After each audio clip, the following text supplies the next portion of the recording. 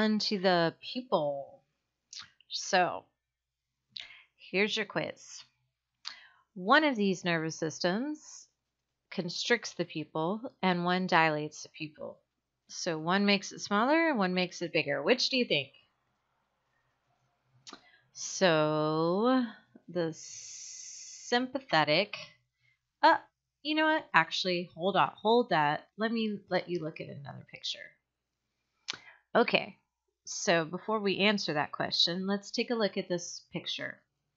And I want you to look at both of these girls. And if you had to go on a date with one of these girls, which one would you go with? Just go with your kind of unconscious pull and say, which one are you more likely to be attracted to?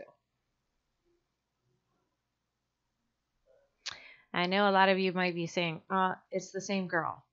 Okay, but I told you to go with your gut. Like you've got to choose one, and you might not know why, but just choose one. Okay, got one. All right. Now, I'm not sure if you're going to agree with this, and it's just for fun, but let's play this game.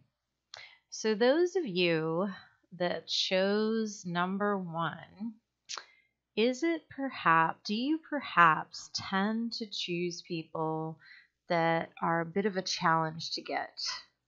Like you are okay with pursuing. You kind of like the chase, maybe. And those of you that chose this one, maybe you want somebody who's a little bit warmer. And you like them to chase you. Well, I told you it's just a funny game. So let's just go back to this slide now. So as you can see, this one here, her pupils are dilated. You see, they're reflecting more light. Where here, her pupils are constricted. So this one indicates that she's feeling a lot of emotion. So that would be the sympathetic dilates, right? And that she has a smile on her face. The emotion that she's like probably feeling is, oh, I want to move towards you. Oh, come towards me. I'm friendly. Whereas this one, she's smiling, but she's not feeling any emotion. So maybe she's smiling, haha, nice, but stay away.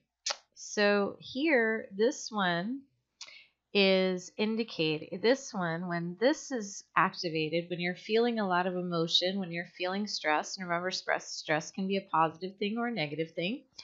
When you're feeling a lot of stress, then your sympathetic nervous system is activated and it dilates your pupils. But if you are not feeling a lot of stress, you're very relaxed, maybe even not super excited, not super passionate, just kind of like, okay, whatever, then this would be constricted pupil. Now, we're not going to go to this illness yet, but let's talk about some other things. It's interesting that they say that the eyes are the windows to the soul, and that there's actually a lot that you can tell by people's eyes. So when you see the police officer pull you over or pull people over, and then he says, can you track this? And he's flashing his flashlight back and forth. He's kind of testing for this pupil response. So if your pupil stays dilated, even when the light is shined into it, then he would guess that you're probably on some kind of stimulant. But here, if he pulls the flashlight away, you know how they shake it back and forth, and the pupil still stays constricted even when the light is pulled away, then maybe you're on some kind of depressant. So stimulants tend to activate the sympathetic nervous system, and depressants tend to activate the parasympathetic nervous system. So before we go on to the psychophysiological illness, let's check out a few more things. So we saw her, and we see here she's feeling a lot of emotion. She's feeling some emotion. She's feeling something. Whereas this one, she's just more relaxed. She's feeling colder. Even if you feel really angry, your eyes would be flashing. Let's check out this video. Fortunately, there are credible ways to spot liars. And here are 3 of them that you could even use tonight or tomorrow at work. Try this first one with me. Poker players are some of the best liars in the world. And if you notice, a lot of them wear sunglasses when they play. Why? Because their eyes can subconsciously tell their opponent if they're lying or not. For our experiment, they've agreed to play without sunglasses. Today our players will be playing Texas Hold'em. It's a complex game of strategy where bluffing is the key to winning. Check it. 300. Ooh. Trying to scare me off? What do you think? Who's bluffing? Who's telling the truth? The answer is right in front of you. And here's a hint. Pay attention to their eyes. It's a poker player's favorite way to see if their opponent is bluffing or not. You have something? Remember, it's all in the eyes.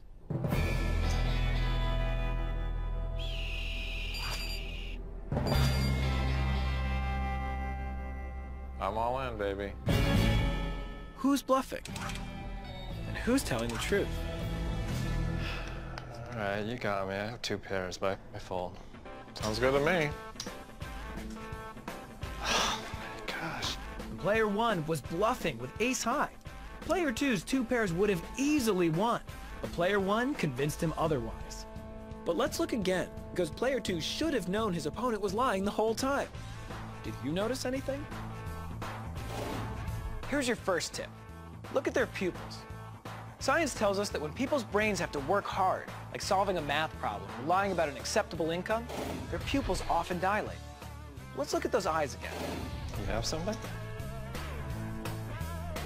Liar, liar. But it worked because player 2 didn't notice. If the pupil changes size, you found the lies. Women to Magicians and the poker players usually wear the sunglasses to cover that. So from now on, you can check out people's pupils to see what you think. How emotionally aroused are they? How much is their brain working? Here's SpongeBob. I don't know if you guys like SpongeBob, but it's always been a favorite in my house. So here he's very emotional, and as you can see, they draw 3 circles. And if you look at most of the Disney characters, they all have like very large pupils. And when people are feeling emotional, then they tend to have this.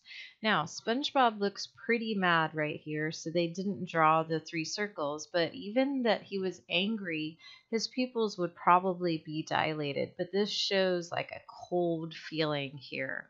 And when you see people that they say, oh, they look like a psychopath, if you look closely, it could be like probably the set of their face and the pupil dilation. There's a drug, it's called atropine, and the slang name for atropine was belladonna, and belladonna means beautiful lady.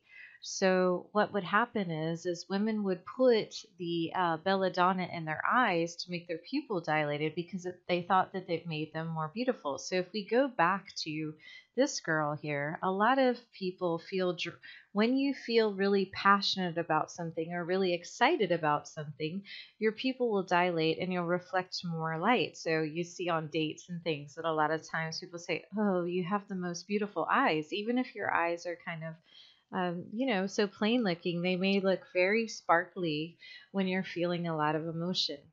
So we'll wrap this up by talking about what would be the psychophysiological illness.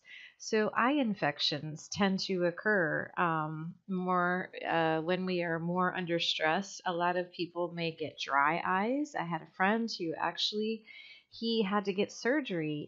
He had a very, very stressful job and he had to get surgery because literally his eyes would not lubricate anymore. So your eyes can also be a sign that you're under a lot of stress. If your eyes are constantly red, they're not lubricating, there's probably something not quite right, or if you're getting a lot of eye infections. All right, well, we'll stop here and then we're going to move on to the stomach, hunger, urination, and defecation on our next module.